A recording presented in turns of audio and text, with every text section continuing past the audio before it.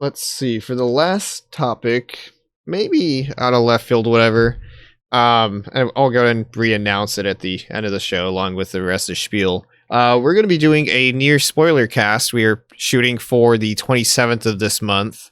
It's going to be at least the ideal crew is going to be me, myself, Blaine, Nexus, Sarah, maybe Mesa, and we're going to have a guest on Little or Kaine on the show to go ahead and just talk about all the spoiler stuff in the game, what we thought about it. I'm incredibly looking forward to it. I would say you're the bigger overall NieR fan than I. Because I know like I've beat Replicant over the last, was it 2 or 3 weeks? I kind of went through it, like I got all the endings and whatnot, and so like I'm kind of still in the process of letting it mull over in my head, whereas other people on they're going to be on the show, they've had like, when did the original NieR come out? 2010, I believe 2010. So like about 11 years to like mull over everything in the plot. Like prior to playing the Replicants remaster, remake, whatever you want to call it, the 1.2, which is literally the square root of 1.5.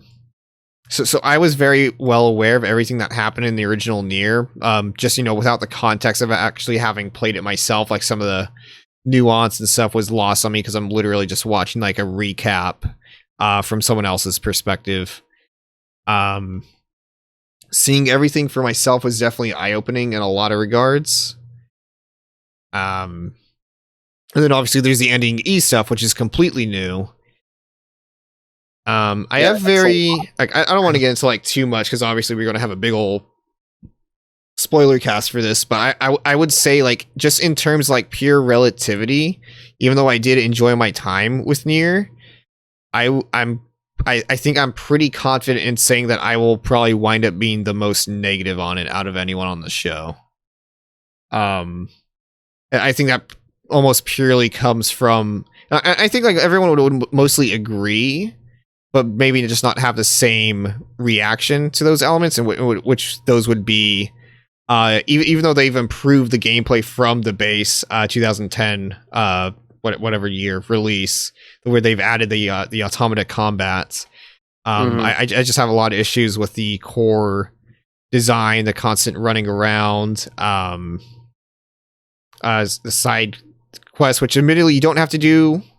You can find other ways to grind out for money, but that also requires, like having to look stuff up, having to know which quests you actually have to do in order to get all the weapons, which is required to get the other quests. Like if I had to distill it, it would basically come down to, it can feel like a chore to play at times, even when those subsequent playthroughs do go by a lot faster, just by the merit of what you're doing and you're higher level and everything else doesn't scale with you. I did like all the heavy lifting to like get all the weapons and whatnot on my A playthrough. So especially in that regard, like B, C, and D went by super quick for me personally, with the exception of like maybe 1 or 2 things. Yeah, I'm totally in love with the story. I'm in love with the characters. I think I might have a different outlook on some certain story developments, and they've kind of colored my aspect on what I would say is probably the fan favorite from that series, where I maybe think of them a bit differently than everyone else. But I don't know how spoilery you want to get into that right now. Well, I'm gonna be honest, I'm not gonna get into it like at all right now as far as like details like that. What I will say is NieR's biggest problem, and I think part and parcel, honestly, it's the same problem that every single one of Yoko Taro's games has, is that it's a similar issue that exists in Metal Gear Solid 2. It exists in, I hate Spec Ops: The Line, but it's a similar issue that exists in Spec Ops. I can't think off the top of my head of another game that does this specific phenomena, but basically actually it's Pathologic and Pathologic 2 also have this problem. And it is a problem on an accessibility level. You design a game for a very specific purpose, interwoven into its narrative, where things are meant to not you design a game that is not meant to be fun, or at least not fun in a way that you would say a lot of other games are. You have one edge of the spectrum, which is like Drakengard, which is literally like it is designed to be a slog, and for you to not like it, because when Taro was approached with the idea and was basically said like, this is the game you're going to be working on, he went, man, why do Muso games like make you feel all jazzed up and celebrate that you just murdered like 100 people? Some kind of, I don't forget the quote, but like that's something like a psycho killer or something would think is cool. Mm-hmm. And I'm definitely misquoting that, but that's the basic idea. And if you apply that idea to the narrative things in NieR that we're not saying right now, some of the things like making you play through the game 4 times, make you kind of almost exhausted of the game, at least maybe the first time you play it. Automata being like, here's all these different perspectives, but then like, I remember your biggest issue, without really getting into spoilers, seemed to be like the fact that revelations were for the players, not so much the characters themselves. So you felt like the narrative maybe wasn't as strong as it could be because of that. That was something I came to. I don't remember if that was yesterday or something, but it was something I like kind of yesterday or a day ago, because I know you talked about it, but I didn't really have anything to add to it. I wasn't like ignoring you or anything. Yeah, it was. It's without getting super spoilery. It's like a revelation there for like the purpose of the player that the characters don't necessarily have to deal with, except with maybe exception to one. But there's some weird plot contrivances that kind of dismiss it away, but that's another thing. That like maybe that's just because that's not really the purpose of the game for these people to know. Like that's kind of like the way it exists, but more so than that, I just think it would have been interesting if they did have to deal with those ramifications. Well, that's kind of an aside. Yeah, well, no, but the reason I ask is that accurate is because basically when you design a game for this purpose to be like, this is the experience you're getting, especially when it's to kind of when it's to mess with the idea of what can a video game be. Can you make a video game not fun? Can you do this? Can you do that? You hit a situation where you are automatically alienating part of your audience when you do that, where, someone like you might play the game, or there's other people also who just bounce off the game hard because they're like, this is bullshit.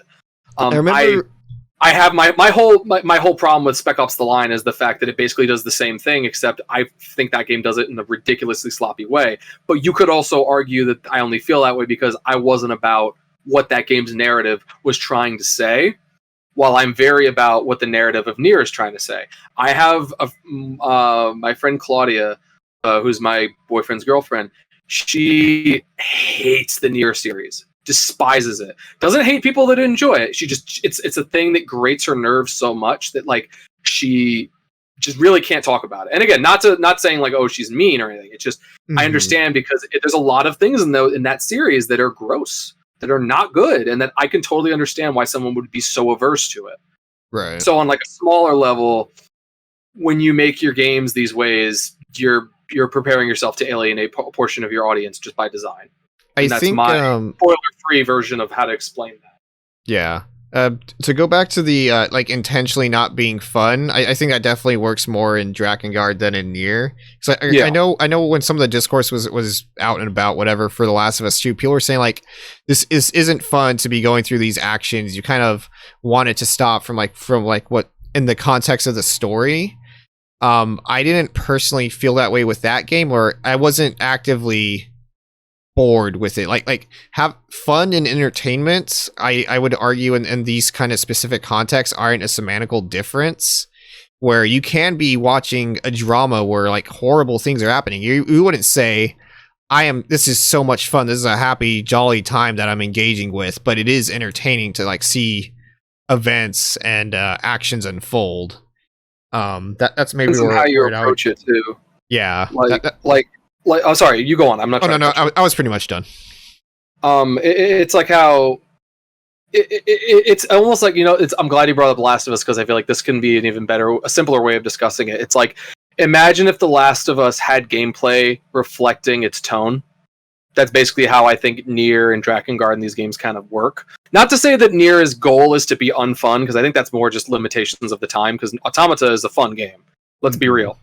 As a quick aside, just before I forget, because my friend was asking me like, "Oh, you finished NieR? What would you recommend I start?" I told him, for most people, I would say you might be better off just jumping into Automata, just from like a gameplay point of view. Because that's the thing. Both games spoil the other. Yeah, it's really weird how cyclical. It's hilarious, actually. They both rely like. I was really surprised going through NieR, like the way the game's set up, the way the multiple endings, like they're basically pretty damn fucking parallel. It almost feels like with Automata, Yoko was like really satisfied with the story and concept that he did with NieR, but he was happy that he could do it in a better game, like a better designed game. So he said, "I'm basically going to repackage that core design of that story into here." The same themes, more or less. Just question. Yeah, sorry. You go on. Which is weird to me because I think that the twist and the route B in both games, it's handled, maybe not handled, but the payoff and revelations of it are ultimately better in NieR, the 2010 replicant, whatever. Whereas the C and D playthroughs are so much better in Automata because they are entirely new scenarios. It's not just going through the original route again. I want to say something, but I can't. I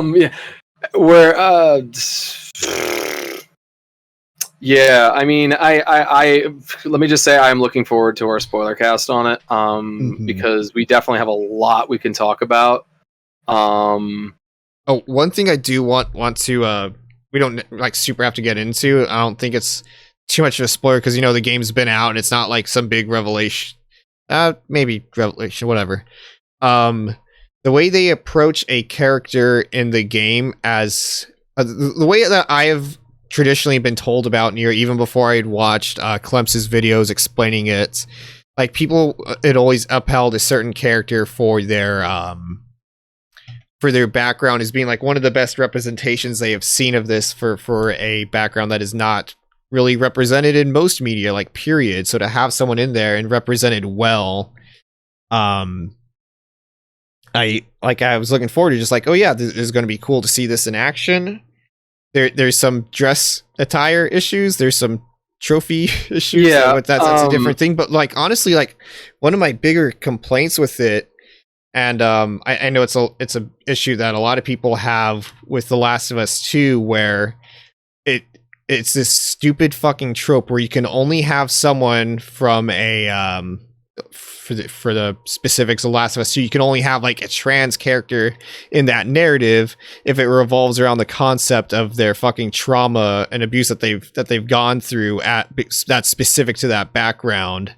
And so when I'd heard that there was a subtlety to how it's not exactly the same, there's not, as far as I know, a trans character in NieR, but for the purposes of parallels in that same argument, I would say it's not a spoiler to say Kaine is intersex or trans, depending on how you look at it. I'm just gonna say it because at this point, like, it's one of those issues where if we spend I'm not criticizing you, but like if we spend all our time trying to dance around the name and this and that, we're never actually going to talk about the issue at hand. Okay. That's fair. But I agree with what I think you're getting at. So continue. Yeah, it's where I was sold on up until playing Replicant that it was this very subtle thing, but then you get to Route B and it is this extensive wall of text about going into like brutal fucking detail about her background and how shitty her life has been because of the way that people have treated her because of that aspect. And I'm just like, this is the complete opposite of what I was sold. This is like super relying on the same trope. I would argue that it succeeds where Last of Us fails, if only for the fact that it doesn't destroy its own narrative like setup in order to justify what goes on with that character. But like, when people say, "Oh, this is one of the best," when people say, "Oh, this is one of the best representations of intersex characters," like, well, I'm gonna be real. This is the only one I can think of. So yeah, technically, I think it is the best representation. Hey, Blaine, you're my favorite person named Blaine. You're also the only person I know named Blaine. But like, it's it's a rough situation too, because as much as I think she is arguably the best character in that game, I think even with the fact that sorrow is a part of her backstory, I would almost argue that it's the sorrow doesn't feel like a core conceit of her character in the actual gameplay. It feels more like a setup for what the kind of character she is when you're actually with her. Mm-hmm. But that being said, it still does put so much of the focus on, like, you know, she's a intersex or trans character, because it's a little unclear, but I've usually seen people lean more towards intersex character. There's some not great line choices. Like at one point, she says that she has a mutant fucking body, and it's kind of unclear: is she talking about the fact that she's intersex, or is she talking about the fact that other plot things that have nothing to do with that?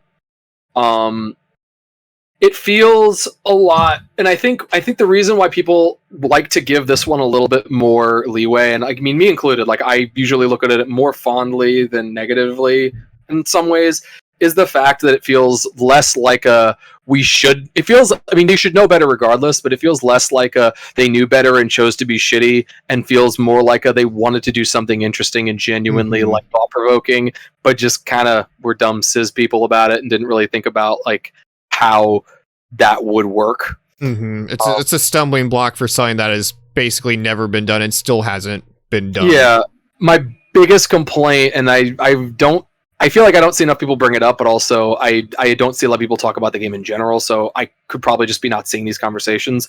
I think it's a really, really, really sad state of affairs that the one intersex character in the game is also the most sexualized character in the game. Even if you have a plot contrivance, like you were talking about this directly with me and also just in general, but like the fact that even if you have a plot contrivance a la Quiet from Metal Gear Solid Ground Zeroes, and I'm sorry, Metal Gear Solid 5, Phantom Pain, same fucking game, whatever. Yeah. Like even if you have a contrivance for it, it's still a dude at the end of the day being like, well, I wanted to make this character sexy, so whatever.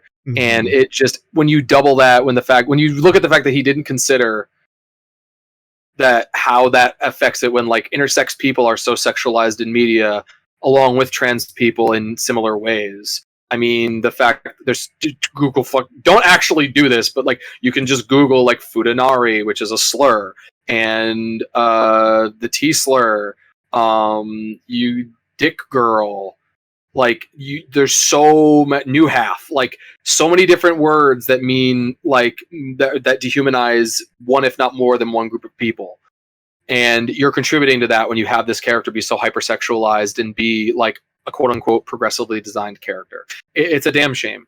And I'm glad the character exists. I'm glad that she's not just another, I'm glad they didn't like retcon it. I am going to say that I'm glad that they didn't just remove that to be more palatable, but at the same time, I feel like they still could have done. They could have also improved on it if they weren't going to remove it. It's a rough situation that we can really get into with the spoiler cast. I don't think Yoko Taro knows where nipples are anatomically supposed to be. He's a fucking cishet man. I doubt he does. Yeah, I think that probably covers most of that, to be honest. But yeah.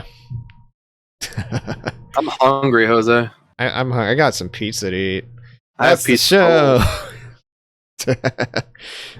Thanks everyone for hanging out. Thanks for watching. Thanks NieR for being the new subscriber on the show. That is infinitely appreciated. Just as a reminder, Game Session Podcast is filmed live here on Twitch, 6:30 p.m. PSTs on Sundays. You can find it later on podcast services, and on YouTube as full episodes and individually cut up segments. Our ads are on screen. You can follow us on Twitter. We both post some good stuff on there. Blaine does not post beans and bad puns. That is definitely my department. Retweet them though if they're good enough.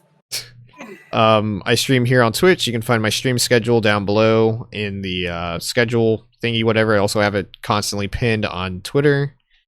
And yeah, that's going to be about it. Thanks for hanging out, Blaine. This is a fun one-on-one.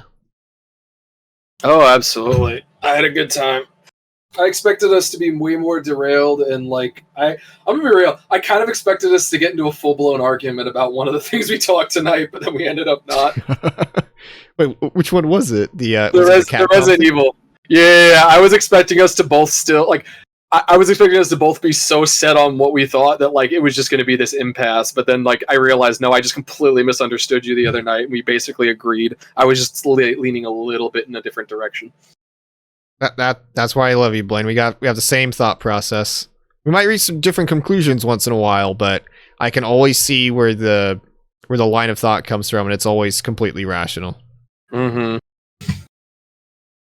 But I appreciate that. And we didn't even talk about Kingdom Hearts a single time. Kingdom Hearts is good. It's on All right, Game now Pass. we're ending the stream. Bye-bye. Chain of Memories sucks though.